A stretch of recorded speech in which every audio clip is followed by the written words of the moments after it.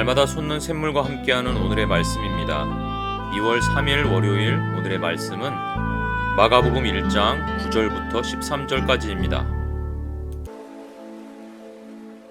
그때 예수께서 갈릴리 나사렛으로부터 와서 요단강에서 요한에게 세례를 받으시고 곧 물에서 올라오실세 하늘이 갈라짐과 성령이 비둘기같이 자기에게 내려오심을 보시더니 하늘로부터 소리가 나기를 너는 내 사랑하는 아들이라 내가 너를 기뻐하노라.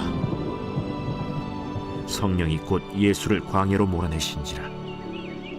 광야에서 40일을 계시면서 사탄에게 시험을 받으시며 들짐승과 함께 계시니 천사들이 수종들더라. 사랑하는 성도 여러분, 우리는 살아가면서 수많은 시험과 어려움을 마주합니다.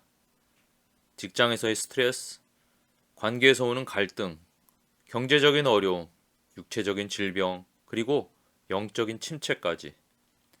우리의 인생은 마치 끝없는 광야를 걷는 듯한 순간들이 많습니다. 그런 상황이 오면 때때로 우리는 왜 하나님께서 나를 이 광야로 보내셨을까라는 질문을 던지며 낙심할 때가 있습니다. 하지만 성경은 광야가 단순한 고난의 장소가 아니라 하나님의 연단과 훈련의 장소임을 가르쳐 줍니다.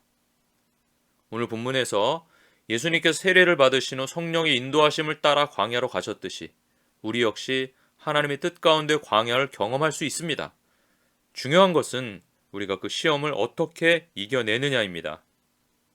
예수님을 본받아 성령의 인도하심을 따라 그리고 하나님을 신뢰하며 이 광야를 지나갈 수 있습니다. 본문을 세 가지로 살펴보겠습니다. 첫째, 예수님은 성령의 인도로 광야로 가셨습니다. 예수님께서 요한에게 세례를 받으신 후 하늘이 열리고 성령께서 비둘기같이 임하시며 너는 내 사랑하는 아들이다. 내가 너를 기뻐하노라 라는 하나님의 음성을 들으셨습니다. 그러나 곧바로 예수님은 성령의 인도하심을 따라 광야로 나아가 시험을 받으셨습니다. 사랑하는 아들인데 시험이라고요? 하나님이 기뻐하신다는 그 아들인데 광야라니요. 사랑한다, 내가 너를 기뻐한다 하셨는데 곧바로 들짐승이 우글거리는 광야로 몰아내셨다는 것입니다. 예수님은 그 광야에서 40일 동안 사탄에게 시험을 받으셨습니다. 우리는 이 부분에서 많은 부딪힘을 느낍니다. 사랑하신다면 사랑하시니까 형통함을 주셔야지 시험이 웬 말이냐. 광야는 뭐고 사나운 들짐승은 또 뭐냐. 그것도 사랑한다는 말이 그 말의 따뜻함이 채 식기도 전에 곧바로 광야로 몰아내시다니. 혹시 여러분은 그런 적 없으십니까? 차라리 그런 말이나 말지. 사랑한다는 말과는 전혀 반대되는 상황으로 몰아가니 마음이 더욱 어려워집니다. 그러나 우리는 오늘 이 말씀을 통해 알게 되는 것이 있는데 이러한 광야의 시험이 하나님께서 허락하시는 과정일 수 있다는 것입니다. 찬양 중에 광야를 지나며 라는 찬양이 있는데 가사가 이렇습니다.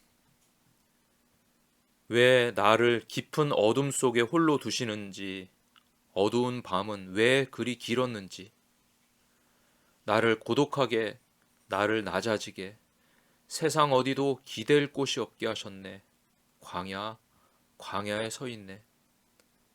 주님만 내 도움이 되시고 주님만 내 빛이 되시는, 주님만 내 친구 되시는 광야. 주님 손 놓고는 단 하루도 살 수 없는 곳 광야. 주께서 나를 사용하시려, 나를 더 정결케 하시려 나를 택하여 보내신 그곳 광야. 성령이 내 영을 다시 태어나게 하는 곳 광야에 서 있네. 이어지는 마지막 가사는 이렇게 이어집니다. 내 자아가 산산이 깨지고 높아지려 했던 내 꿈도 주님 앞에 내려놓고 오직 주님 뜻만 이루어지기를, 나를 통해 주님만 드러나시기를 광야를 지나며. 맞습니다. 우리는 때로 광야에 서게 됩니다. 그러나 하나님은 우리에게 뜻하신 바 그 선하신 뜻을 이루시기 위해 우리를 그 광야로 몰아가실 때에도 절대로 우리를 혼자 내버려 두지 않으십니다. 그 광야를 지나며 내 자아가 산산이 깨지고 오직 주님만이 오르시고 주님 뜻만이 선하심을 깨닫게 될 때 우리는 이전과 완전히 다른 정금과 같은 모습이 될 것입니다. 둘째, 예수님은 사탄의 시험을 이기셨습니다. 예수님께서는 40일 동안 광야에서 사탄의 시험을 받으셨습니다. 마태복음과 누가복음은 구체적으로 그 시험이 어떤 것인지 기록하고 있지만 마가복음은 단순하게 시험을 받으셨다고만 언급합니다. 중요한 것은 예수님께서 그 시험을 이기셨다는 사실입니다. 시험을 당하는 것이 문제가 아니라 그 시험을 어떻게 극복하느냐가 중요합니다. 그렇지, 시험을 이겨야지. 그러나 걱정이 될 수도 있습니다. 과연 내가 이길 수 있을까? 이런 상황을 내가 극복할 수 있을까? 하지만 승리하신 예수님께서 말씀하십니다.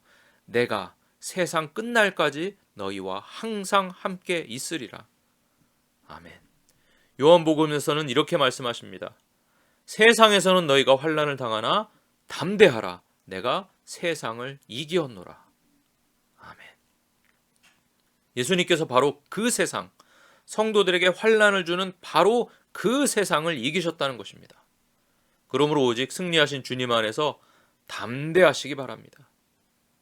승리하신 주님께서 우리를 끝까지 도우십니다. 마지막 셋째, 광야의 시험 후에 하나님의 위로가 찾아왔다는 사실입니다. 13절에 보면 시험을 끝마친 예수님께 천사들이 와서 수종 들었습니다. 하나님께서는 시험 후에 회복과 위로를 준비하고 계십니다. 우리의 시험이 끝나는 날 하나님께서는 반드시 우리를 위로하시고 힘을 주실 것입니다. 수고 많았다 하시며 우리의 눈물 닦아주실 날이 가까이 다가오고 있습니다.